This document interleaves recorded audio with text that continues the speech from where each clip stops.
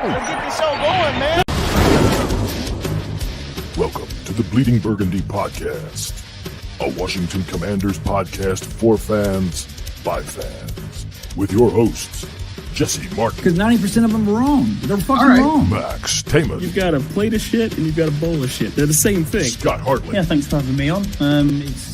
John Taman. What the hell was I talking about? I just don't get it. I don't get it. And now, the world's worst podcast host, John Taman. Hey, everybody out there in podcast land. How you doing this evening? And welcome to the big program.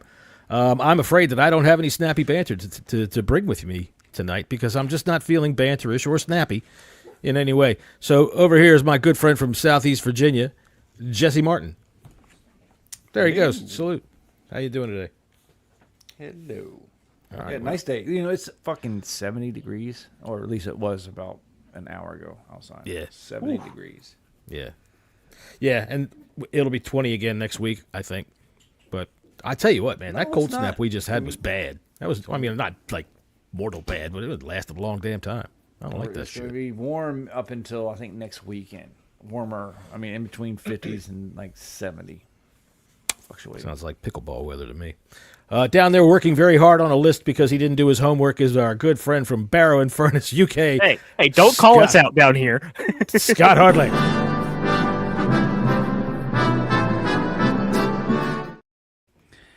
How you doing there, Scott? Filling out your form?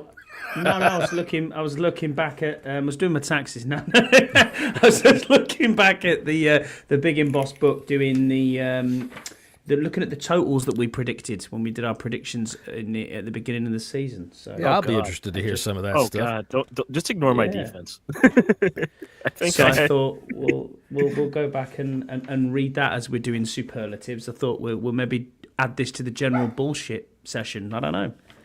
Well, I think that we should. Well, you know what? I think that they all run right along with some of these superlatives. But yeah, we can definitely work it in. We have Scott's list of the week. There we go. And down there, Max, who specifically asked me to play this at least 6 times a show. And I am really kind of curious about that, Max. What's up with that? Well, my screen just went to black, so I don't know what you're talking about. I didn't see what you played. Is that working? That worked. That's 2 now. Sometimes it's the connection for me, but there are times you play videos where I'm just okay. I think your girlfriend's got it set so you can't see things. That's what it is. You got to go upstairs and get the parental controls off of the modem is what you got to do.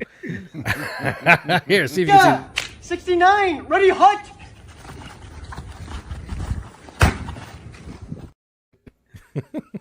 I always love that. Do you know what's funny is though, right? That is your favourite one. I know that, but also I know it's another. Because the ball goes about 8-9 feet up in the air off of his head. He drilled him.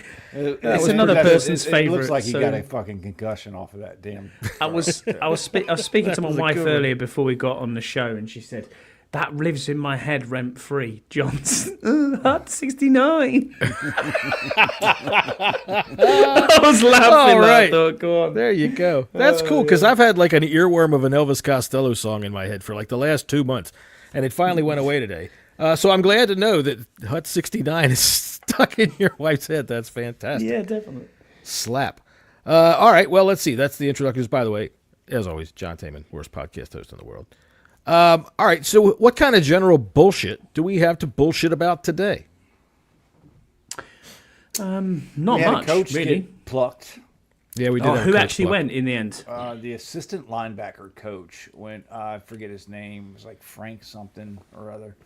Went Okay. Ken back Norton's still here. to the Raiders to work under Pete Carroll for his old job. He was the Seahawks linebackers coach for a while, and then Carroll said, Tell you what, call me crazy. I think I like the Raiders bringing in Pete Carroll. I think that's a good move. Yeah, I'll I call think you that's a crazy. stabilizing move. I'll call you crazy. John Glenn. I know it was like a weird name, like John Glenn, the Frank. astronaut. No, did you see that there's been a few getting calls for offensive coordinators? So I saw that Our passing game coordinator, which is the guy from the Eagles, whose name escapes me, Brian Johnson. He got a call. He used to sing for AC/DC. I don't know if anybody realized that. Then he decided that he wanted to be a football coach, and he came over to us. And then Tavita Pritchard was got a interview for the Jags as well for their OC job. Both OC jobs. I think it was the Texans OC job. It was the one that was the guy who was quite high up on the head coaching list last time. Bobby used to be with us. Slowick. Well done. Yeah. Well done, John. Yeah. Hearing that coach in Jacksonville say Duval the other day, I'd cancel the interview. I'd be like, no, you know what? You are not going to fit in anywhere. That guy's going to be in the fucking locker room. All right, let's go, fellas. Let's fire it up right now. Everybody, come on, get your big swinging dicks in here, and let's get one up for the team. Duval. The only thing that would have made it a bit better is if he had a bonnet on and he had a big, massive, great big lollipop and he's running through a field of pink tents. But, apart from that. I'll tell you what, if you people out there in podcast land knew how many times Scott went to that while we were having a discussion about something completely different, you'd really start to wonder how much his psychiatry bill is. Well, true. There was also, I just saw the lease extension for the RFK Stadium site is pretty much complete. Good. Good. And it will be approved on Tuesday's legislative session, so now they can really get down to doing some planning. Doing a plan. Yeah. I'll tell you what, I liked what I saw the other day. Some firm put together something. Yeah, that was I really have to good. yell at my dog. And of course, It was cool. Scouts It was really shit cool. on it. No, he didn't shit on it. He just said, "Why is it being made of wood?" Which, that bit I can kind of understand, because in some ways we look at stadiums over this side and you think you want to build it out of steel. Yeah, well, you guys also get rain 350 days a year. No, that's absolutely true, 100%. And But sustainability-wise, I get it. We have in where I live, we have wooden buildings that have lasted. We're not building a stadium out of wood. Hundreds of years. No, it was the roof. The whole roof was a wood structure all the way along. Really? Wood? Yeah, it was timber. It was a timber structure, yeah. I think it'd be awesome. I mean, it would look great, but you could do it without actually using wood. Something a little bit more durable. Being realistic, like the stadiums they build are only really constructed to last like 50 years at most. Everything in this country, dude, is built to break. You got to have another one. That's maybe why we don't do it like that. You know what I mean? In that wood respect. would be cheaper. Well, Yeah, I put a video up in our chat the other day, and I don't want to bore everybody about it, but there's a reason that we build with wood, and it's something that's ingrained in our culture that goes all the way back to people coming here and finding out that is the most plentiful and easiest to get resource. So now what we expect in a house is wood. We expect it to look a certain way. But yeah, our houses will burn down. Scott, you're telling me you guys had, 98 mile an hour sustained winds last week or 2 weeks ago? Yeah. Jesus Christ, my house I'd be like fucking Dorothy flying up around and gone. Either that or every tree around me would be on top of my roof. That would be insane. So anyway, there's some general bullshit. How about that? Definitely. Yeah. That was some good general bullshit. I'd like to give us a hand for that. All right, so Scott, you do have the big embossed book, and you are going to find out how prescient we were at the beginning of the season. And for those of you that don't know what the word prescient means, once you find out, could you tell me? Because I'm just reading it off a fucking card here. So Max, we'll find out. I do have the stats up. Yeah, I was going to say, get the stats. I have the stats. Good. Top There we man. go. You see, that's why you are the statistician on this. The show. Max Look, statistician. I have 3 monitors, and they're always in use. You see me do this a lot because my brain never stops. Some might call it ADD, some might call it ADHD. I just call it its max. I call it an eye doctor's dream. So Max's final record of the regular season, he came through with an 11-6, which is not far off. To be fair, that was a decent prediction. I had us five. losing. I think I had us losing to Cincinnati, but beating Pittsburgh. I think was like You did indeed, yeah. John, you had us at 9 and 8. And 9 and obviously we massively overperformed to that. Jess, you had 10 and 7, and I was the Debbie Downer with 7 and 10. So, yeah, brilliant. Statistics wise, Max, we looked at JD's totals. He went for 25 touchdowns to 8 interceptions, 3,500 yards, and 700 rushing yards and 6 rushing TDs. So what was his actual stats? He went 3,568, 25 touchdowns to 9 interceptions, 891 rushing yards with 6 touchdowns. Wow, that is not bad. That's pretty good. Jesse, you said 30. You said 31-7, and then you said 4,050 yards and 485 rush. John, you went 28-12, and 3,800 yards, 600 on the rush, and 5 rushing TDs. I went 26-4, 3,900 yards. 450 rush and 3 rushing touchdowns. Max, on the rushing side, you said B-Rob would get 1,050 yards and 8 TDs. You said Eckler would get 650 and 4 TDs. So I don't know what they actually Eckler's stats were. Eckler, B-Rob had 799 and 8 touchdowns. You know Eckler what? had I bet on over 800.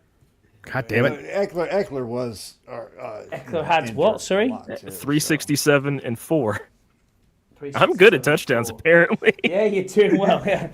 Jesse, you had B-Rob at 970 and 11 TDs, and Eckler 408 TDs. So big game out of the running backs. That's what you were thinking. John, you went 11 TDs, 9 rushing, 1,200 and 1,500 total. And then you went Eckler, 600 yards and 6 TDs. I went 850, 8 TDs. And then 450 for Eckler and 3 TDs. Receiving, Jess, you said Terry would have the most catches and he would have 1,100 yards. You're not far off that one. He had 82 catches for 1,096. Yes, 13 touchdowns. Terry, John, you said Terry would have 9 TDs and 1,200 yards. And your next was Diami Brown with 780 yards and 5 TDs. So I don't know what Diami Brown and I don't think he got that much yardage. He finished he might with have got 5 TDs. He only had 1. He only had 1 in the regular season. He had 1. Oh, right. Then he came 1 TD. Postseason. In the regular season, he had 1, and that was the long one against Cleveland. Right. But he did have 30 catches for 300 yards, 308. Okay. I said Terry would have 78 catches, 10 TDs, and 1,104. And our next one would be Noah Brown with 5 TDs and 670. Is where we went with. And then the sack leaders, Jesse, you said you said Luvu would have 14 sacks, which is a bit crazy. Yeah, he had 8. Yeah. Sorry, and then John, you said Luvu as well with 11. Max, you said Newton with 9.5. I did. And I said Armstrong with 9. So I don't know who was our leading. So our leading sacker was Dante Fowler with 10.5. Luvu had 8. Armstrong had 5, and then Johnny Newton had 2. I'm subtracting one from Fowler for lousing up that play against the Eagles on their first frickin' possession. Total sacks, Max, you said 36 for the team. Jesse, you said 37. John, you said 41. And I said 34. So I don't know how many sacks we had on the season. 43. 43? 43 total sacks. I said 41. You said 41, John. So you. I feel like I'm on The Price is Right. I get to come on down. You do, yeah. Dark Horse, Jesse, you said Quan Martin. I think we can safely say he had a very good season. John, you went with Yankov. You're obviously in one of them moods. I think it was almost the end of the show, and I was thinking of something else. So Max went with Wiley. He had an all right year. And I said Coleman would have a decent season. He had an all right year. Interceptions wise, I think I won that one. Jesse, you went with Forbes with 4. Yeah, that's not he had one. He had 1. Max said BSJ with 5. I did. He didn't have shit. Again. Hey, I just want to say that week 1, second possession, he had his hands on a ball, and then it never happened again. Yeah. And I John, do you think said- we all laughed at Max for saying did? that, Yeah, we too, did. I'm We pretty did. sure. Yeah. John, you went with Quan Martin with 5. Mm-hmm. And He then had, I what, said 2? In the regular I season, he said- had 1. 1. I said Sam Still with 4. So we had, Who- let's see, 2, 3, 4, 5, 6. We only had 7 interceptions on the season. Oh my word! Who was the leading person? Mikey Sanders still with 2. Sandstrel. 2. Oh, I did okay. I got that one. Tackles wise, John, you said B Wags would have the top tackles with 150 and 85 solo tackles. I think I got close on the Jessy- 85. Jesse said 110 for Wags. I said 110, and then Max said Luvu with 85 solo. So who was? So, It must have been Bobby Wagner. So Wagner was our leading tackler with 132 total and 75 solo. Okay. That's not bad. That's Jeremy a good Chin shout. was second, 10 over. 73 total, 44 assists for 117. Luvu was third with 54, 45 for 99 total. And who else was I looking for? That was it. That was exactly where we were. All right. And then MVP wise, everybody said Jaden Daniels, apart from Jesse, who said B Rob. Okay. Which is okay. And then most improved was Emmanuel Forbes for Jesse. John, you said Diami Brown. Max, you said Jamin Davis. Okay. And I said Percy Butler. So, yeah. To be I mean, fair, Max picked the guys that to booted be off fair, the team.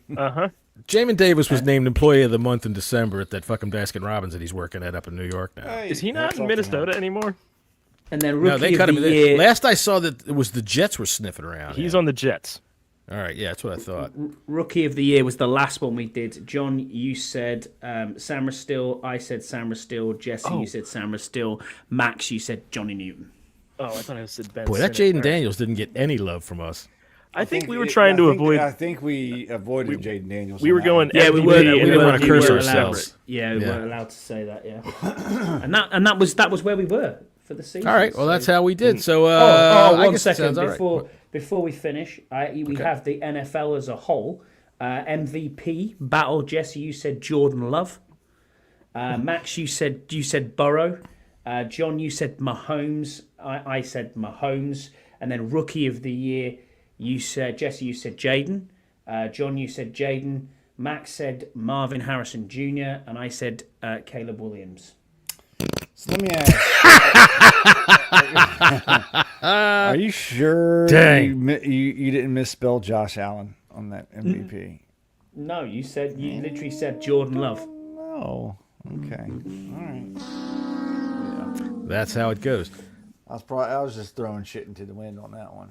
We're trying to predict the future. I mean, I don't know the scientific way to do that, but apparently Max does in some regards. So how did we do overall, Scott? What would you give us as a podcast? Give us a grade on our overall performance in the preseason. I think we did B. I think we did very well. B? Yeah, because there's a lot. You were very close on my things like teacher. tackles. Ah. There was a lot we did well. Yeah. All right. We got a B, baby. I'm happy with that. We got a B. So I'm going to tell you something right now. Next year, when it comes down to August and you're wondering where you get the downright good information here on Podcast Land, you come to the Bleeding Burgundy podcast. And if you come and see us in March, we'll give you 10% off a tarot card reading and 25% off your a head bump reading, phrenology or whatever they call it. Yeah, that's what Jesse does in the off season to make money, right? No. Hang on. Jesse says this head only has one bump all the time. What's going on? All right, so let's see. We do have some things Sorry. to get to. Just put my headscarf on. Oh, it was a sham. It was a sham. I put a case on you. I Come and actually see. did have. I'll get the magic 8-ball out and we'll see what it says, eh? Okay, now. I That's where it's actually gone had to. some woman tell me that they'll never win anything. See, I told you they'll never win anything until they go back to the old name. And it's like, the fuck kind of crazy cat lady are you? you know, there's some kind of curse that says that they're never going to win. And way to step up right after the NFC Championship to inform us of this. You know, like, I knew something. Oh, you knew something, you fucking crazy bitch. Oh, man. Who fucking said this? Oh, it was some woman. It was nobody that we actually know. It was nobody that we know. It was just somebody. It was, I don't know. Somebody picked up on something I said, and they wanted to say something back, so fuck it. I threw some bait at him. Scott G says the love for Forbes is an F in itself. Probably right. Yeah. I got to tell you, Jessy was deep throating on frickin' Emmanuel Forbes all August.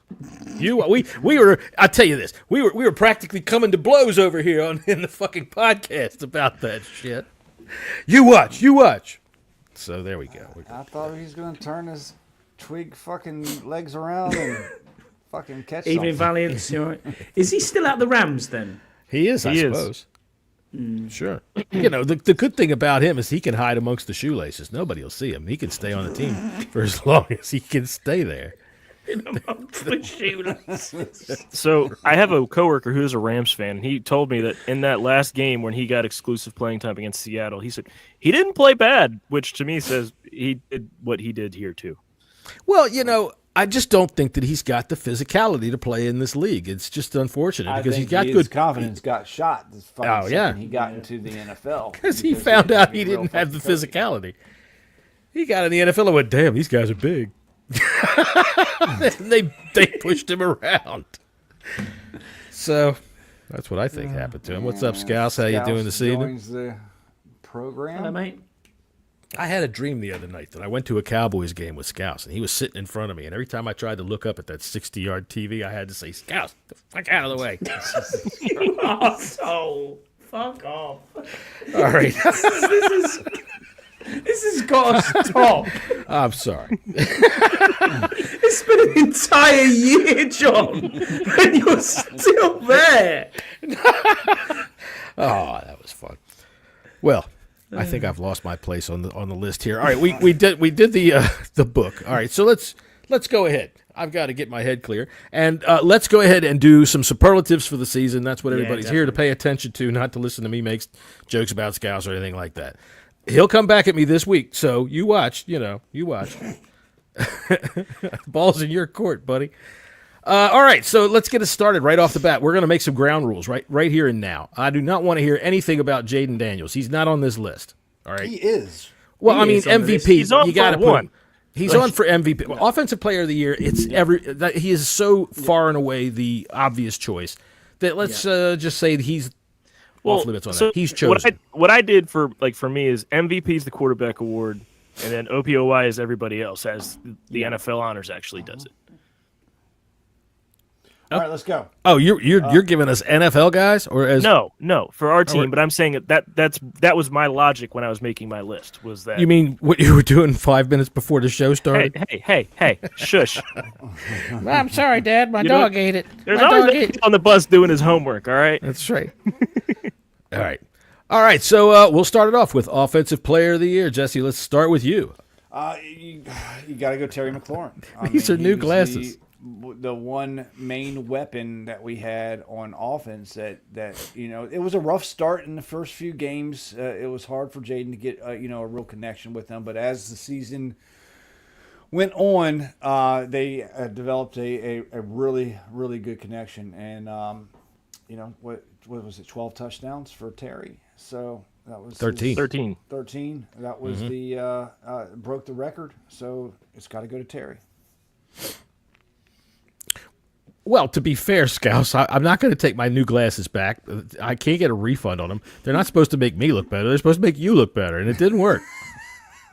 Should have gone to Specsavers, mate. Jesus. Specsavers.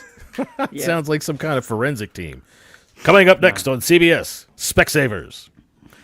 All right, go ahead. Max. Is there anyone that did anything different for OPOY? No, we all put Terry. I put Terry in. I put Terry as well, yeah, Okay. because he had an elite season. I don't care what anybody else says. Runners? I got a runner up.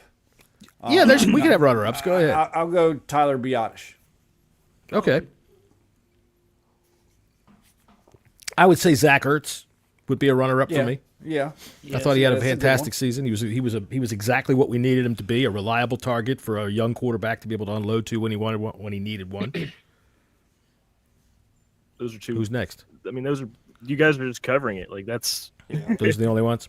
I mean, I wouldn't necessarily say the only ones, but those are the two. That's just the obvious choice. You know, you could make you can make a very strong argument for Zach Ertz. I just did. You didn't say Zach Ertz, did you? I said Ertz. Yeah. Oh, all right. Well, he said his runner-up. And I have you not paying attention to. I have you on mute. So. Oh, all right. Well, there you go. You mute the show host. Don't talk. It's because you're still doing your homework. He's waiting for his turn to be able to give the answer that he's got. All right. So then, Offensive Player of the Year, Max. Who is your choice other than Jaden Daniels? Terry McLaurin. All right. So everybody's going Terry. Runner-up on Zach Ertz. Runner-up on Tyler Biadasz. All right. So Defensive Player of the Year. Let's move on to that. I feel like we need some kind of exciting music or some kind of shit. But this, I mean. With the defensive side of the ball, you could go a couple of ways, but I think that Luvu should probably be top of most of our lists, I would say. Luvu for me was 2. Okay. I've got Luvu. He is my defensive player of the year. I have another one in mind that maybe no one else was is thinking about, but I'll wait for the. Well, I also took Frankie Luvu. 99 tackles, 12 for loss, 8 sacks, 14 quarterback hits. He set the tone. And as much as I waffled back and forth between him and Bobby Wagner, because Wagner also came here and did exactly what we wanted him to do by being the veteran leader. He performed well. I just went with Luvu, just over the better tackles. For that very reason, I went with Wagner, just because not only was statistically he was the leading tackler, he was the leader of the defense, but he was just the motivator for everybody on defense. And if it was a good unit or not, we can have that argument for days. But, he got the defense into a mindset where, hey, we're going to do this. Mm-hmm. Yeah, they were aggressive. I'm going to say it is a good unit, and I think it's the defensive line's issue when it comes to the run game that we'll probably be talking about all offseason, how they need to fix it. And it's about them not being able to swallow up their blocks and letting the offensive line get into the second level and taking out guys like Luvu and Wagner. Scotty, who do you got? Yeah, I got Frankie Luvu as well. That's exactly where I was going to go with it. I think he's a glue guy. He's came in. He's done exactly what we expected him to do. He wasn't one of the one-year signings, but you could argue Chin would be up there as well from a defensive standpoint. But for me, it's Frankie Luvu. I'm going to say Chin. I thought had a year that's good enough to re-sign him, but I wouldn't put him up as a defensive player of the year. He had his ups and downs. I can definitely see Bobby Wagner, choices of Bobby Wagner. Oh yeah, but I'm going to throw. I'm going to throw Fowler out there.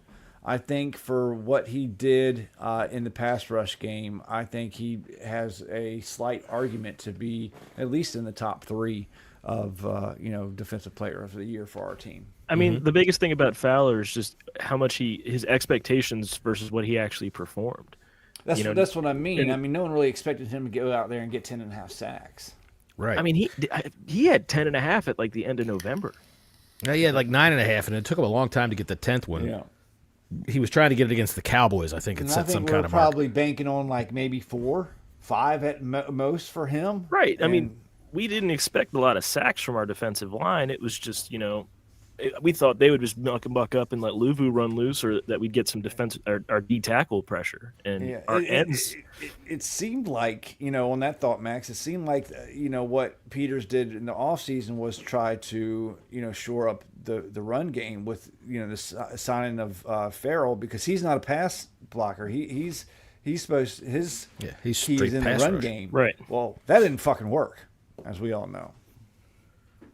No, I didn't hear Farrell's name hardly at all this year, given the amount of snaps. 3 sacks? He had 3.5. He never really made an effect. I like, I always blank on his fucking name, and then when I come to say his name, I blank on it because I panic. I think I'm not going to forget his name, and the other end, Dante Fowler. Thank you, Scotty. My God, I blank on it every time. I like the way he plays. I think that he's fast and he's kind of reckless. he's always got his hands up high, which you want him to do if he's coming in on a rush because he's got some long arms. But he's got to get him down before he makes the hit, and he's come down on the quarterback's head and shoulders a couple of times and gotten flags in bad spots. And I'm going to say it again, Saquon's run on the first play of their game was because he knocked everybody over. Sometimes I think he's a little reckless, but I'd re-sign him. All right, so where are we going now? All right, special teams. Special teams player of the year. This ought to be interesting. Yeah. I mean, I'm going to go with David Bloor. Nick Ballore, that's who Nick I went Ballore. with, yeah. Nick All right, David Ballore, accepting for David Ballore, his brother Nick. Nick.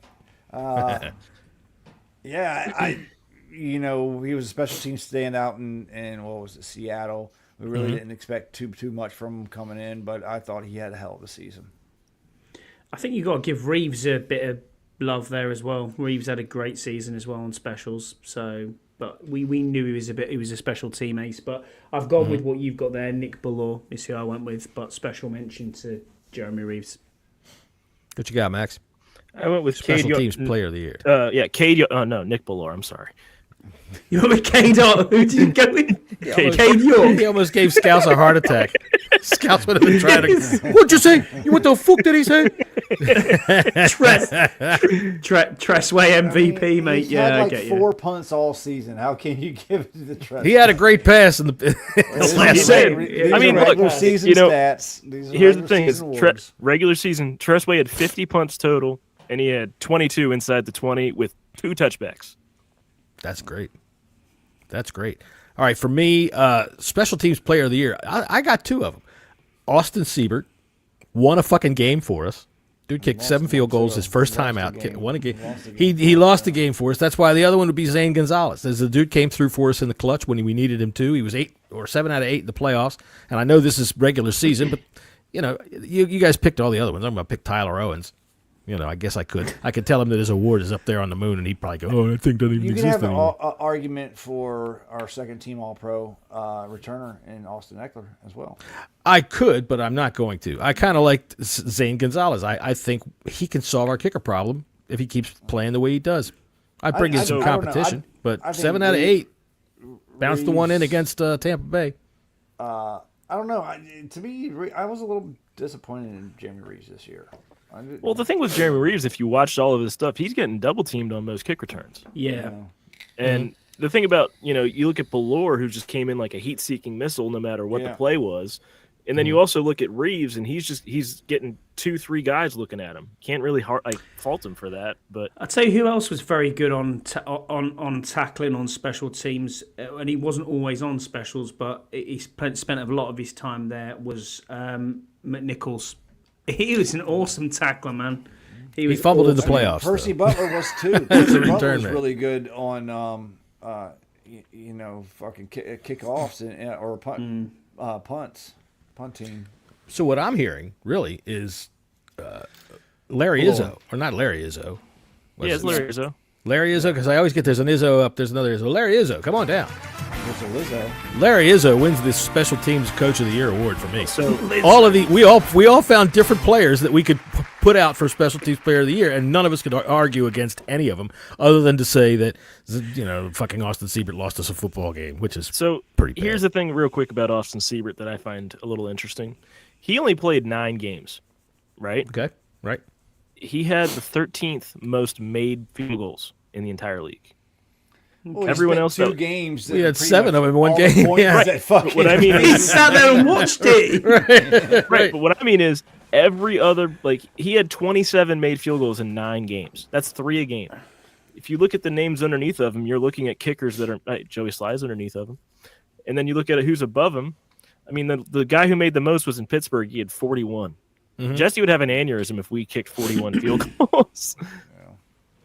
Well, I'm sure we could probably bring in Justin Tucker if we really wanted to. I don't think that man's going to have a job for very much longer. Yeah, Cleveland's going to give up a couple first-round picks for his ass. I saw that tweet, and I died laughing when I saw that. Was funny, yeah. Oh, my goodness. But is it for his ass?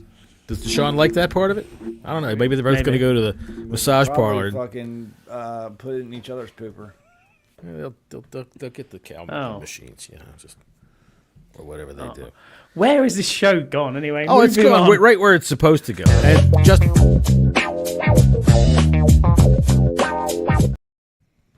you're His busted, pick of buddy. the week. You're busted. Listen, I got a little bit of advice for anybody out there. All right. Where If is you this got going? some kind of weird shit, don't do it in public, you dumbass. Especially if just you're a go- public figure. to God the- damn. Go to the Asian masseuse. Come on, everybody knows that. Robert Kraft did. Look at Robert Kraft. Robert Kraft, he knew what to do. Hey, I tell you what, it's right here in the strip mall. You go get some tea bags. I'll go in here and Go to I'll do Publix. some tea bagging. Yeah, there was a Publix next door to it. Grocery store. All right, MVP. MVP. Do we have to Unanimous. talk It's got It's to be. unanimous. It's got to be. Yeah, it's Jaden Daniels. Jaden Daniels. Plain and simple. All right, I got a category here. All right, Jesse. Fuck, marry, kill. Benjamin St. Juste, Sheldon Day, or Zane Gonzalez. Fucking hell, man. Probably kill St. Juice. All right, kill St. Juste. Who's the other two? Sheldon Day and Zane Gonzalez. You know Zane Gonzalez will at least have some nice hair. Yeah, true. I'd probably marry Sheldon Day because Obviously, he can cook. yeah, he can cook and he can be my Somebody- bodyguard. Right. And, All right, so at you're going to least fuck Zane Zane Gonzalez. Gonzalez's hair's nice to look at. Can't touch it though. I'm not going to say what's on my mind. Not on this podcast. There might be children paying attention. Do you guys, Scotty? Do you know who Larry Allen was? Yeah. No. Dallas Cowboys offensive line. He was a lineman for the Cowboys in the 90s to 2000s. He got steroid tested a bunch because he could bench 700 pounds. Jesus. But Oh, yeah, he was the awesome. thing that I mentioned him about was when he got inducted in the Hall of Fame. I agree. He he said that on his first date with his wife, she made him 2 chickens, a birthday cake, French fries, and a 40, and he was in love. Hi, man. 2 chickens. What did she eat? Two full I'm just going to have a chickens. salad. Just a salad for me. She gave him 2 chickens and a 40. Hold the seat. Hold the seat. Yeah. 40. Hold the season dressing. Cold 45 for your 2 chickens. it pairs well with the chicken. Just imagine though, that's your first date. That's a woman who said, "I'm going to go on a date with this man. All right, I need a chicken. I need I two need of 2 them." chickens and a bottle of Colt 45 malt liquor. That's great. He was a big fella. All right, so anyway, speaking of Larry Allen. All right, so Jesse has decided that to fuck, marry, kill, he would kill St. Juste, he would fuck Zane Gonzalez, and he would marry Sheldon Day. All right, who is our Rookie of the Year on offense other than Jaden Daniels? We'll start with you, Max. See, I struggled. You struggled? I struggled because I looked at the rookies. I told and- you. I dropped you once. All Sorry. right. But for me, in terms of the offense, I went with really one. that you I could went pick. with Luke McCaffrey, and I went with McCaffrey specifically. That's I went with McCaffrey because of his special teams play. I went with Coleman on this one. I did. It did say offense, right? It did. Yeah. McCaffrey's an offensive player. Plus, what I'm talking about is on kick returns, which you can classify as an offense. He averaged 30 yards a return. Listen, if you I'm take it gonna and you go section it off here, and you take this part, and you don't even put it in the equation, and you move these things around this way, you put it up around this way, McCaffrey was awesome. Look at what Coleman did, like performance-wise, and then just trying he to. was okay. 17 He games. was okay. Hey, you're allowed to have your opinion. You're allowed to vote for whoever you want. There's not much. There's not much to go off. He did more good than harm. And he did it at one of the most difficult positions in all of football, being left tackle. Yeah, I think so. Brandon Coleman, I thought, stepped up pretty well. Let's see. I had Brandon Coleman, Rookie of the Year, other than Jaden. That's who I had as well. Brandon Coleman. Yeah, right. He wasn't perfect, but he's a rookie left tackle, and he played against some quality players, man. And to be candid, nowadays, the best rushers aren't necessarily all coming at the left tackle. There's a lot of them coming dead up the fucking middle now. Look what All right, Micah it used to be Parsons that the did pass against rushers used to be, those are your pass rushers were your ends, and now it's it's everybody. Everybody's coming in. In the 2 games we played against Dallas, Micah Parsons lined up more over the center or the guard than he did the tackle. Yeah. Yeah. So, yeah, I see that a lot more often. So maybe maybe Adam Peters was as smart as I am and saw that possibly you could get away with a 3rd-round pick at left tackle instead of overspending, which maybe I would commend him for. And it's his second year. It's always it takes time for tackles, especially when they're rookies, to understand the game, to understand the protections, to understand what's coming at them, the stunts, all that sort of stuff, the way that elite pass rushers will come at you. So it takes a lot of time. I mean, look, Christ, if we even go back to like Trent Williams' rookie year, he wasn't great. No, he wasn't. So then they took him to the carnival, and he watched those people in the motorcycles go around in the ball, and he said, remember, too, there's the stunt. We drafted Brandon Scherf to be a right tackle, and he couldn't do it in camp, and we moved him into guard, and then he's an All-Pro. Do the Jay Gruden for us there, Jesse. He's a guard. They drafted a guard. They gave me a guard. They gave me a guard. Gave me a guard. So, Scott, did you also pick Brandon Coleman? Yeah, Brandon Coleman. Yeah. All right. I think we're all going to go the same place in this one, too. Rookie of the Year defense. Obviously. Mikey, I think. Mike Samuel has to be. Mike Samuel. Max would you like Newton? to maybe... No, it's Mikey Sanders. Okay. I was trying to think of... kind of come up with Jean-Baptiste. That's what I was trying to something. He had the one sack. Jordan McGee. Right, Jordan McGee. Right. Hey, did you see the pirouette he did when Cavante Turpin spinned him out of his shoes? That thing was golden. Yeah. Well, yeah. See, McGee, he cost us that. So he got out of his lane, and I'm not going to go there right now because we don't have worse plays up yet. All right, so let's go to the next segment I have here. Let's go with Scott. Scott, fuck, marry, kill. Yep. Tress Way, Frankie Louvu, Andrew Wiley. Oh, that's a hard one. Oh, it's kill. I'd fuck home. What the hell? I'm not a Scotty found himself in a gay bar. No, I didn't. No, No? there is. Yeah. No. You notice how tongue-tied Scott gets when this whole thing comes up? Yeah, definitely. Hey, Karen, how many nights a week does he tell you, I've got to go down to the library and podcast with Scout? Life on the down low in Barrow and Furnace, UK. Can you still see and hear me? Yes. Right, I can't see the screen at all. It's Really? gone really funny on my end. Yeah. Really? So I will tell you Let's Dan. see what it I'll looks probably like. I'll probably pop out and then I'll come back. Let's But see. yeah, if we're going down that route, I would say I'd have to marry probably Frankie Louvu, kill Andrew Wiley, which would be tough. Yeah. It would take a lot. That maybe I'd have to put hobnail boots on and go for it. Scott went downright graphic on us, didn't he? I can't wait to hear how he's going to fuck Tress Way. It'd be like seal clubbing, wouldn't it? it'd be like seal clubbing with Andrew Wiley. For Tress Way, it would be like a Diddy party. I think that's probably where we'd go. Oh, yeah.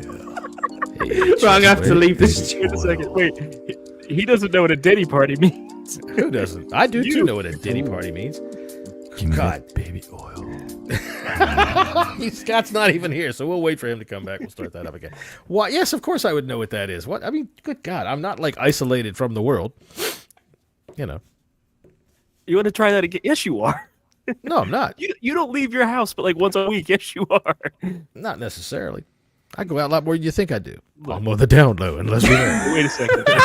What? Seriously, Scouse? Imagine Louvu destroy Harley on the Calling me Oos every 2 seconds. All right, Oos.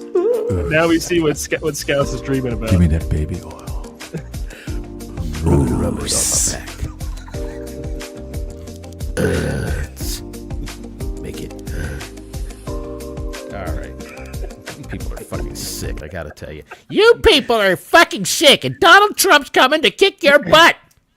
All right, where are we? What are we on? Let's see. I think we're on free agent signing. Breast free agent Best signing. free agent, yeah. I'll go first. Ertz. That's my pick.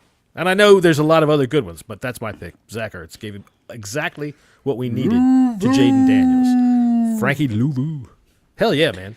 I've waffled on those two, but I figured, okay, somebody else will take Louvu. He'll get his flowers. In most years, if we did this, there'd be like maybe one. But there's multiple free agents that we got this year that could win this award. Absolutely. Scott, who do you have? Best free agent signing. I've got Zach Ertz too, but I've also said special mention to Bobby Wagner. Special mention to Bobby Wagner. Bobby Wagner, come on down.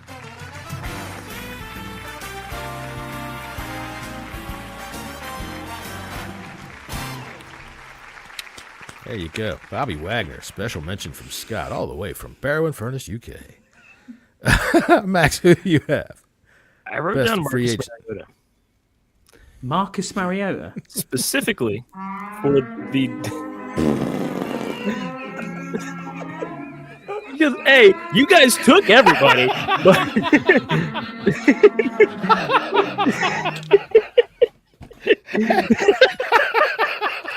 Scotty fell over and dropped his phone. And now, from completely over in left field, Max Taman. I said Mariota because of how much he actually helped the benefit of Jaden Daniels. I know exactly why you said it. I still think it's funnier than hell. But I mean, also, you guys took everybody. I know you can take anybody else. You do, but that was great. Good podcasting. Nice job. All right, let's see. Get him back on here. Where you going? You all right there, buddy? Oh my God!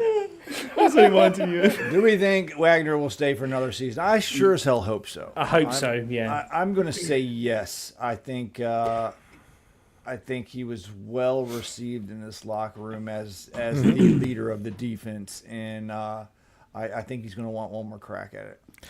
I think at least one. I definitely think he'll come back. I think he likes what he's got there with Jaden Daniels and thinks he can get him to a Super Bowl.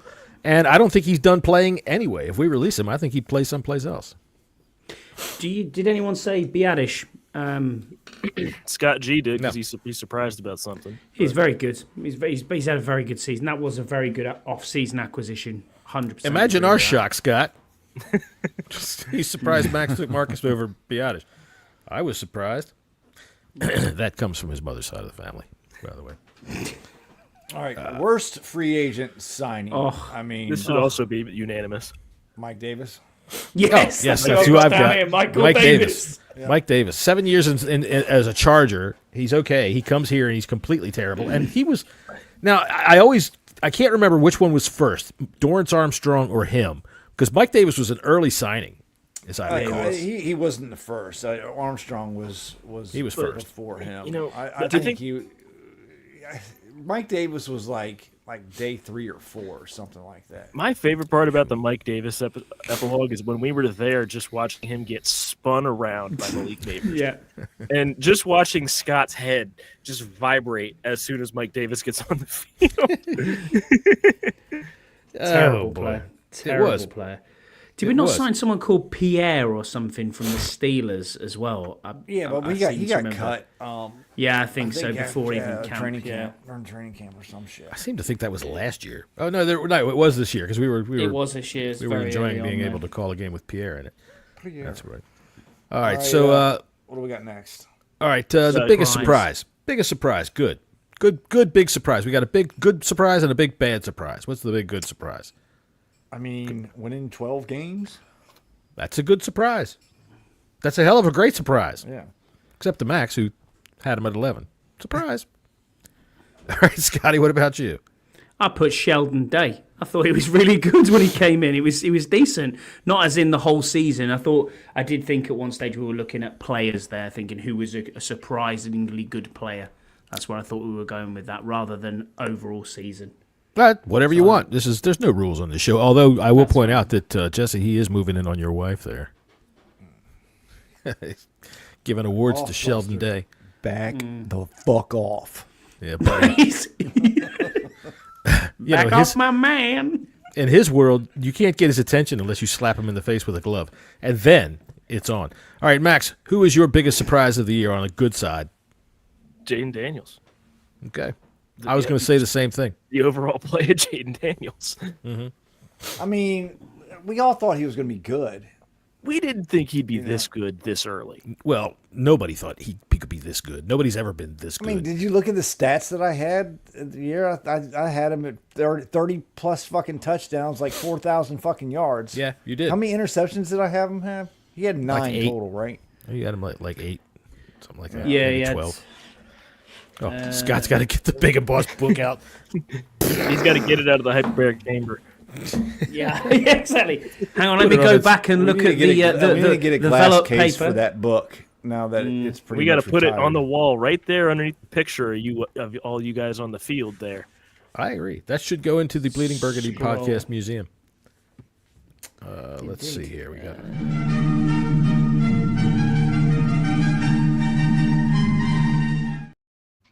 This paper is made of velour, I have you know. Velour? And I'm scribing it in with my quill and ink. And the legislation says today, Jesse, that I had you some went curtains with that were made of velour. Dickhead. 31-7. 7 interceptions, yeah. That's pretty damn So good. that would constitute as a fucking badass year. Jesse, come on down. Yeah, that's a pretty good year. Let's see. What were we on? We were on So the we're on biggest the surprise. surprise So bad. for me, the biggest good surprise, I think, is Brandon Coleman. We may have actually found our left tackle in the third round. They brought him along the right way, and going down the stretch, I mean, he had some injuries and he had his problems against some of the better players, but he's a rookie playing left tackle, and I think he was my biggest surprise. I was terrified of that. I was like, oh shit, if he doesn't work out, Jaden could get fucking killed. But here Jaden played 18 games, 21 games. How many games did they go? 20 games? 20. 20 games? There you go. Stayed up the whole damn time. I like that. So there's my good surprise, is Brandon Coleman's emergence as possibly our starting left tackle. The 2 times Jaden got injured wasn't because of a sack. It was because he was running 20 yards downfield. Right. Scout says, I expected double-digit TDs if Daniels was as good as I thought he would be. I mean, of course, most quarterbacks will throw double-digit TDs. He's talking about McLaurin. Oh, okay. All right. Biggest surprise, bad. Oh, boy. Who wants to go Scott. first? You Okay, go so my first, biggest Scott. surprise band this year was can. an old man New York Giants fan with a walking stick. No, I've put Emmanuel Forbes. Terrible, just awful. But you can, and then seconded, I've got run game. Just the lack of holding, of defending the run rather than number the one run is the game. run game right there. Yeah. But if you Yeah. if you want to sing it in on a player, I thought Allegretti would be a little bit better than he was too. Yeah. For me, it's I hate to say the run defense because so much of that is the fault of the guys in the back who can't cover the pass. So I'll just go straight up and say, Benjamin St. Just, you were completely unable to handle what was asked of you in any capacity. I've heard lots of people make excuses to make, but you can't keep making excuses for the guy and say, okay, well, he plays great 90% of the time, except that other 10% he's getting beat for a touchdown or he's giving up a big penalty and keeping a drive alive. He was a disappointment in me in that I thought that maybe he could do so, not necessarily great, but better than that, better than just being the instant target the second he gets on the field. Yeah, I can accept when players give up touchdowns. Okay, that's It gonna happens. Fucking Sure, happen sure. Every game and pretty much everyone that you play, but the constant in big moments, The penalty. Constantly on third downs or. You're giving up these penalties, or damn well that's where they're going with the ball, and it's constant. Mm-hmm. You give up a big play, Or a penalty. Yeah, well, penalties in those big moments, man. I just can't with that. That's what gets me. I don't care. I'd absolutely put a lot of it on Joe Witt in that we saw that he played these guys deep, and their whole fucking game plan for the cornerbacks was do not get beat over the top at all costs. Right, so they gave up all this. Well, they gave up all this underneath shit. I would have hoped better for Benjamin St. Juste as a third-round pick by this time to be at least not completely incompetent the way that he was. I was going to say, can we answer that question? Yeah. Sure, Kim says. Probably Hey, Kim. because the kid's never played more than 13 games in his entire life, and he was exhausted. Yeah, he played He 20. hasn't had a season, a day off football for 2 seasons now. Yeah. You think about it. You imagine what you've got. You've got a whole season with LSU. Now I get that it's not as many games as the NFL. Then you've got all of the draft process, all of the stress and strain with that, combines, pro days. You got pro days. Yeah, right after the season. Then you straight into OTAs, rookie mini camps, and then into preseason, and then it's going to be crazy. Games. Yeah. But also, man. did you guys watch any of the Pro Bowl games yesterday? Look, that's the whole bottom line of it. It's not any of those things. The fact of the matter is that they wanted most Jaden watched ever. Jaden wanted to. Yeah, that's great, but it was most watched by 13 people. There you go. They beat the dozen from last year. Look, they wanted Jaden Daniels to play on the goddamn Connect 4 team, and he says he didn't want to play on the Connect 4 team. He wanted to play on the Go Fish team. So he said, if I can't play Go Fish, I'm not going. No, he found out that apparently Daboll was going to be one of the coaches, and he said, fuck him after his board scenario where it made him look stupid. Brian Daboll was going to be the twister coach. God damn it, I said left foot green! I hope they do another off-season version of Hard Knocks because that was great. It was actually, and to be honest, I really enjoyed the AFC North in season 1 as well. To be fair, although what the fuck are you doing here? Although I do like the, I do like Harbaugh, but I just thought he's a bit. I just like watching Harbaugh walk anymore. Harbaugh walks like he's got to take a shit. It makes me laugh every damn time. And you watched Joe Paterno for how long? Oh, I mean, yeah, but Joe Paterno walked around like he had something up his ass, which, as we come to find out, maybe he did. But no, something's wrong with. I mean, Harbaugh's got a lot of hits. He's just footballed out, but he walks around like Jim walks around like he's got to take a shit. I'm talking about John. Yeah, I'm talking about Jim. I'm talking about Jim. Well, both the same, aren't they? But I just saw this. One can't beat the other. Fox, NFL on Fox, 2024 Coach of the Year, voted by the fans is Dan Quinn. Yeah. Oh, good. NFL on Fox also voted fucking Sam Darnold as comeback player of the year. Listen to me. There is nothing about his success this year that's a comeback. The only achievement that fucking square-headed goddamn Cinderblock ever had was getting drafted. He's never been any good. He's never been anything at all. He's bounced around the league. Finally, he's good. He didn't come back. He finally showed up his potential. He showed up for what he should have been. That's not a comeback story. It's not a comeback. You want to keep going? I'll tell you what. Sam Darnold, you should not accept any of these awards. If you had any humility whatsoever, you'd take your big square fucking head up there on every one of those podiums and say, I'm sorry, I can't accept this award on the grounds of this solid bullshit. I didn't really ever accomplish anything, so I can't come back to it. And then step aside. Give it to somebody who deserves it. Can we just think real quick? Not that he is, but if in some parallel universe Sam Darnold was a Hall of Fame quarterback, how much bronze would be needed for his bust? Dude, they built one for Peyton Manning, so there's enough bronze. They did. True. Although I've been told that the one with Peyton Manning is probably stuffed with Hershey's chocolate. For as square as Sam Darnold's head is, Scouse's is just as round. So, see, that's a dirty shot. I fight with Scouse because Scouse started it with me. You're just taking cheap shots there. I got a quote from Joe Shane, and listen to this. He's talking about. He says the Giants' search is on for a QB, but he says the cupboard is not bare offensively. What do y'all think about that? I'm sorry, I was reading what Scott G said. He's disrupting the show again. Say it again. It's not offensively bare. The cupboard at there. They've got Malik Neighbors, but that's about it. And I think Tyrone Tracy if Tyrone Tracy has, he's okay, but you don't need a great back. I mean, look at the Chiefs. Yeah, he's only won Coach of the Year for the Fox NFL, not that's the all right. actual NFL. Those things, they start dominoes, they fall, and other people look at that and that sort of thing. But I think Dan Quinn should. Of course he should. It's close. He should have Coach of the Year. What he's done with this team. Scott wants to know: you're saying fans are stupid in their voting? Yes. Scott, you're a longtime viewer of this podcast. You know better than anybody. We know. Fans are fucking stupid, and that includes us. And the most easiest way to really balance out the scales of anything is to let fans vote for it. Oh, my God. It's crazy. That's why I always get a kick out of these people with the name change. You should have let fans vote for it. No, you shouldn't. We'd end up being called Football Team McFootball Team or something stupid like that again. So, by the way, Kevin Sheehan, fucking find a topic. Christ.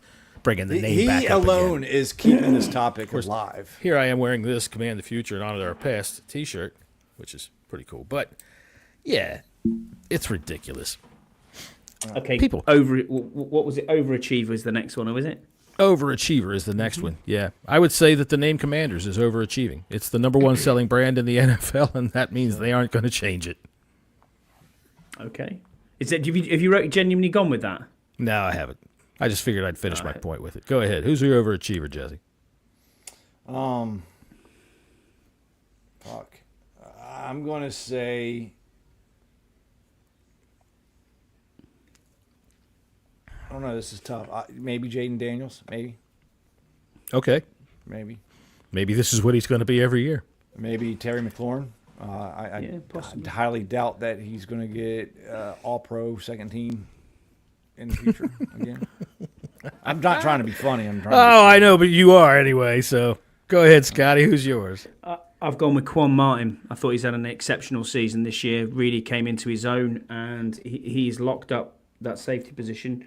There was questions when we went into training camp and coming into the season as to who would be in there with Jeremy Chin, and he's had a very, very good season. So yeah, he's probably one of the first players I want to see on that sheet, team sheet. So yeah, you're playing. So Quan Martin for me. Quan Martin. Max, who do you have? Jeremy Chin. Okay, he did come on.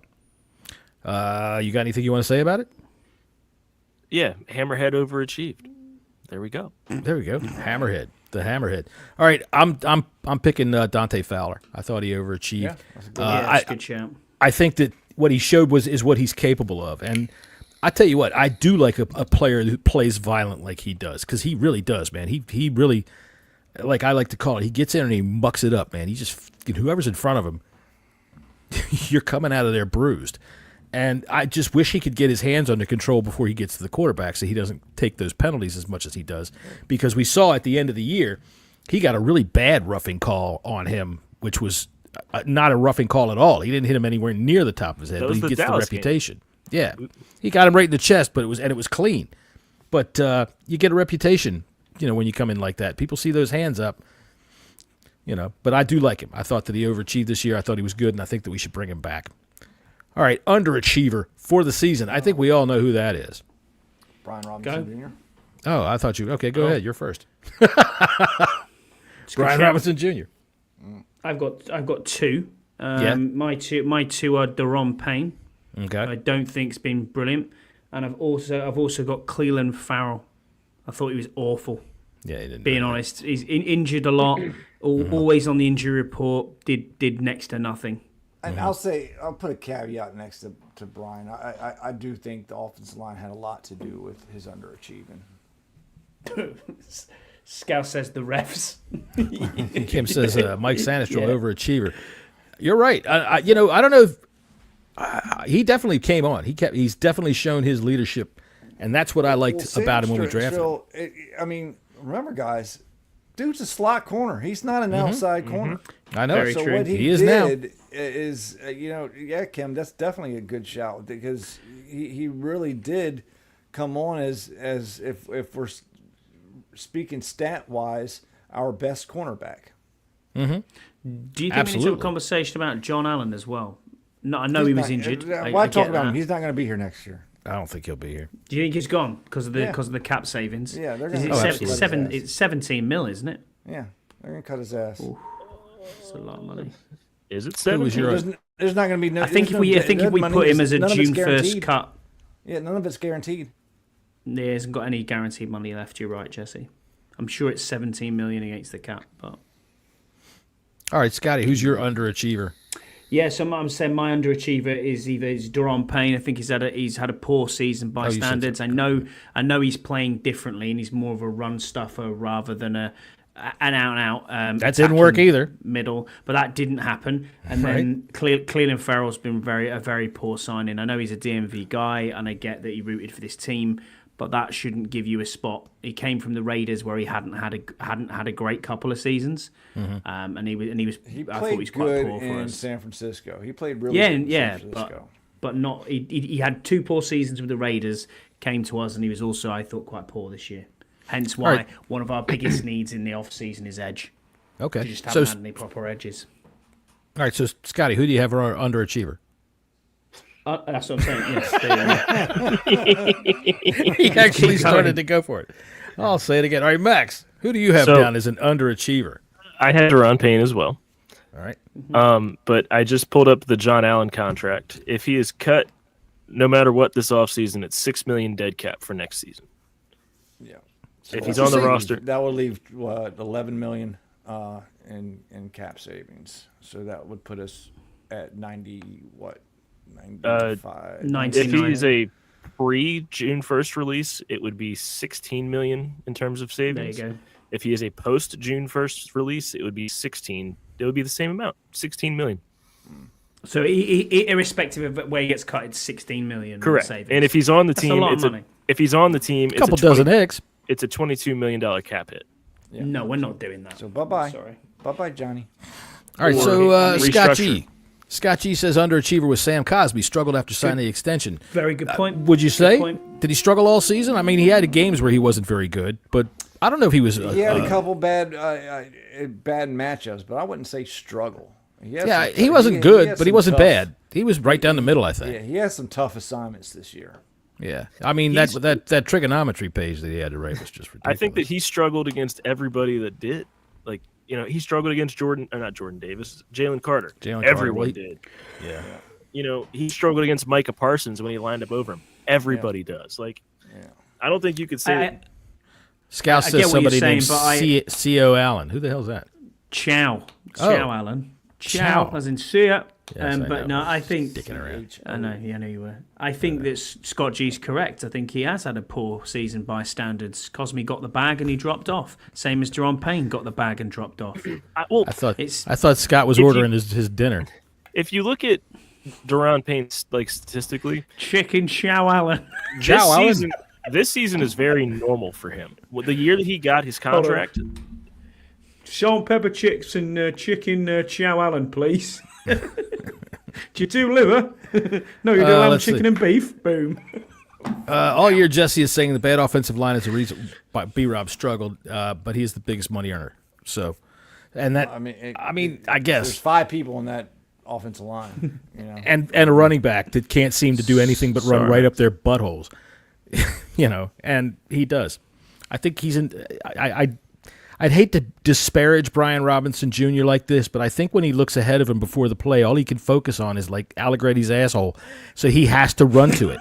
And if he gets through the line, he runs right to it. Wham! Or if it's whichever butthole he fixates on, that's the one he's going to run into 2 yards up the field. If they all stop washing their assholes, maybe Robinson would just make that turn, make that cut so he can get that whip. Oh, my God. And there goes Robinson again outside the outer. He breaks off tackle again. Jesus, the defense is falling all over themselves. We could have Mark Schlereth on. He can tell us all about that kind of stuff. Yeah. We've gone way too long on this. We have. We sure have. All right, so we only have 1 or 2 left. We've got the play of the year, which I think everybody knows what that is. Oh, my underachiever of the year was Benjamin St. Just. Go home, you goddamn freaking maple syrup drinking motherfucker. Play of the year was the Hail Mary, wasn't it? Achieved what he's been doing since he's got in the league, and he didn't under or overachieve. I call him an underachiever. So is this play of the year now, John? Play of the year. It's got to be the Hail Mary, right? I've got 5. Hail Mary. I had 4. I took the Hail Mary. Go ahead, pick yours. Hail Mary is one of mine. I got mine is the game 3 against Cincinnati Bengals. The touchdown to Terry touchdown. Yeah, that's one of mine on there. Max, Hail Mary, that's just luck, man. That's we did everything. He dropped that right into it in the Hail Mary. The assignments. Yeah. But it just bounced our way. That play against the Bengals, dropped it right in the fucking bucket. Beautiful pass while getting fucking knocked out And after Terry had gone to the sidelines and said, "I see it. I see something," and they called it the like 2 plays later, and he got it. So yeah, I agree with that. Good pick. I had Terry times Dallas in both, or Terry against Dallas, the 87-yarder plus the fade route that he actually caught. Jay Gruden's over in wherever he's living. Just I love the 87-yarder, except that we lost. We did. But it was still an awesome play. But I also had the first pass in the preseason. Oh, because Diami Brown in the Jets. That ball. That was when we all sat up and said, "We got a guy." Like we knew he was going to be something, but we didn't think he'd be like this in the preseason. Yeah, it was nice. I think during then we're like, okay, he can throw that long ball, but to see it, like he struggled a little bit week 1 with his first game out there. I mean, he made some good plays. Don't get me wrong, and we saw that. I think he was a little bit nervous to throw the ball. We saw him run a lot in the first game, and then the second game we were all there. A lot of, I mean, we didn't get the ball in the end zone. But we did move it. But that third game is when he really came out of his shell, and then that fucking beauty. Oh my God, I will never stop. But every time I see that on, scrolling through X, I always stop and watch that play.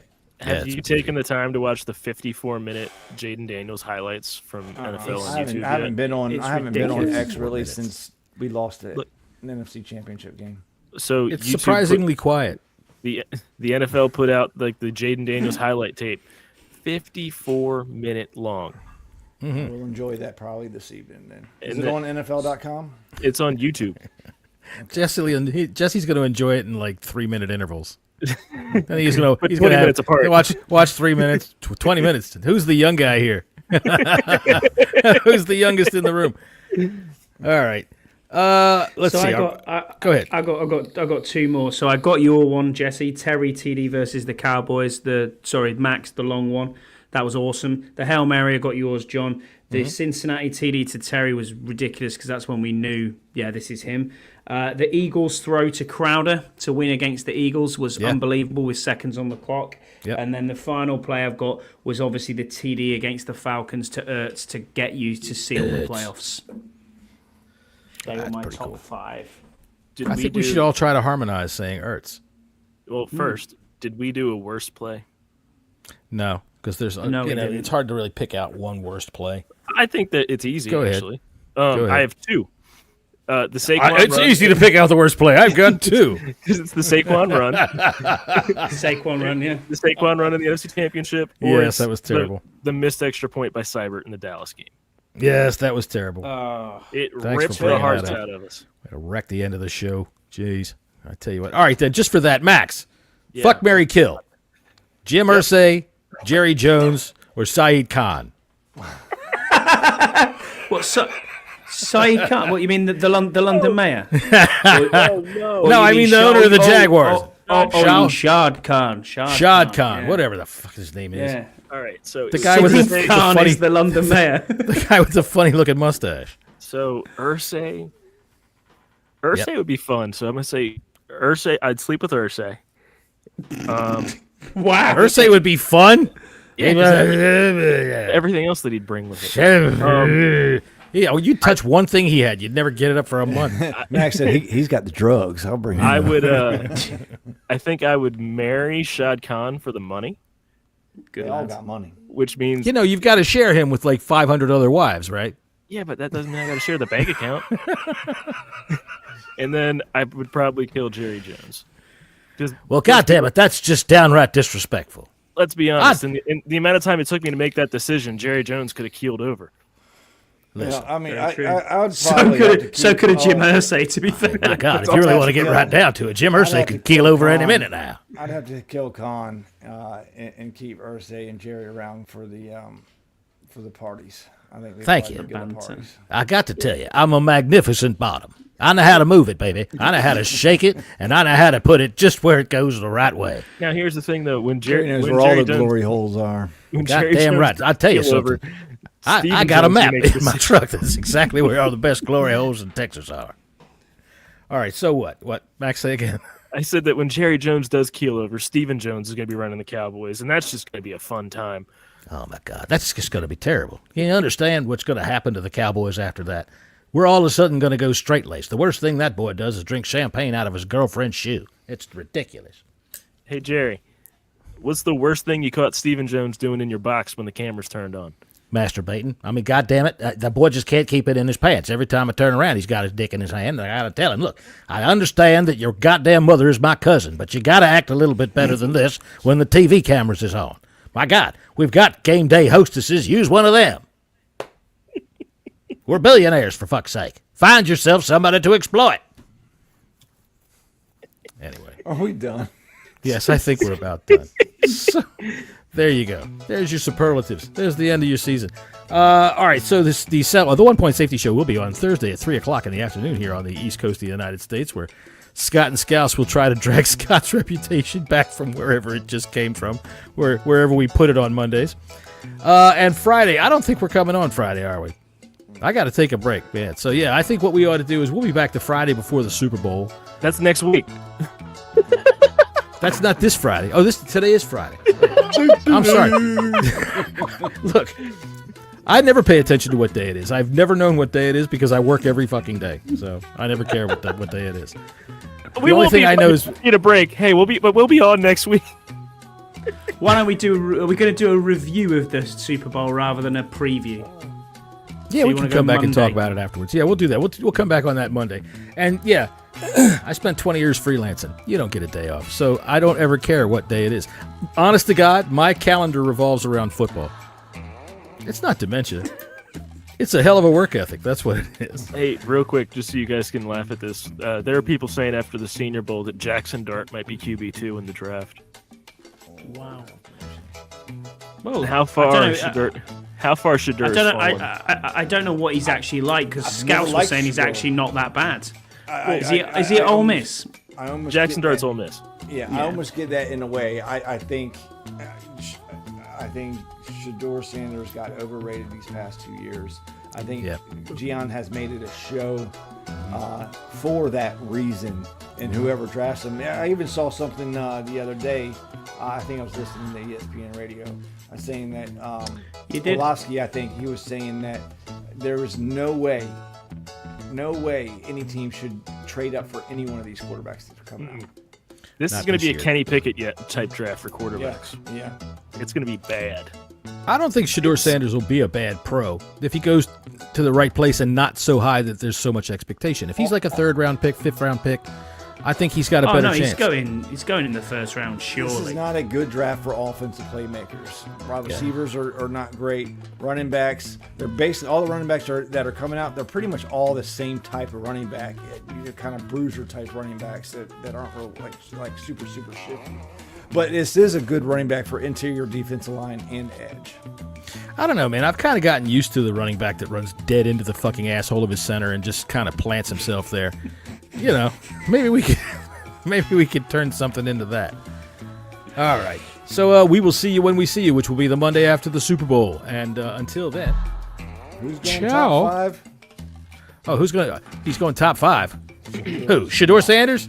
I'm not going to say he won't because people go stupid for quarterbacks. They overreach all the fucking time. All the time. We got lucky. You know, the guy that we picked is that, and that's it. You know, it's more than just him. It's the coaching staff. It's the way that they put everything together. You know, we had the perfect storm. So, and just so I could remind Adam Rank, the Bears had the opportunity to do the same thing, fucked it all up. Well, so good luck with that. Staff fucked it up more than anything else. Well, see, they should have fired the coach. That's what I'm saying. They had an opportunity to get a coach with a quarterback at the same time with the first pick. Sanders ain't going top 5. Everybody. Has Eberflus got a job at the Cowboys? Yeah, he's Dallas's DC. Yep. He's always been a good defensive coordinator. He's a good DC. But yeah, some people are better coordinators than anything else. Then they go be a head coach and they get completely. The Saints are heavily eyeballing Kellen Moore as their head coach. So here's a pro tip, Saints. You want to track Kellen Moore? Put chocolate milk out. I mean, and ginger. With how much the Saints are just in cap hell, they're going to be. That's a bad team. But some people are much better coordinators than anything else. They get there and at their big chance of being a coach, they find out that I'm just not cut out for this. I should be calling plays. Instead of calling plays, I'm down here on the sidelines trying to figure out what the fuck to do. And I never knew what the fuck to do. I figured, all right, we're going to go 8-8, and that's good enough for me. Ain't nobody going to fire me. Get your cans of Norway ready, everybody. Hey, let me tell you something. I'm almost 75 years old now. I could maybe win 6 games in a season, or 4. Scott doesn't even know who Norv Turner is. Yes, I do. You make a lot of assumptions, Max. Scouse Does anybody says on this panel he think thinks a bet. Shedeur Sanders is a top 5 pick? Yeah, Scouse is saying there's a bet on the cards here with you, Jesse. All right, I'll take his money. No, I don't think he's no. Chris says there is no number 1 QB. Ward and Sanders are not worthy of top 5 picks. Yeah, I agree. So what are we wagering on here, Scouse lads? I think is the only one that's going to go in the top 10. Well, I guess we'll see what happens then. I still have not gotten my brain turned on to draft or free agency yet because I'm still kind of basking in the season at the moment, enjoying what we had, even though we didn't get it all the way. The draft as much as we've had in the past because, I mean, we're drafting basically almost in the second round. So Peters is a lot smaller than us. So we're going to let him dive into that. Okay, we'll do something with that. All right, then. I guess I'm going to say see you later. See you later. See you later.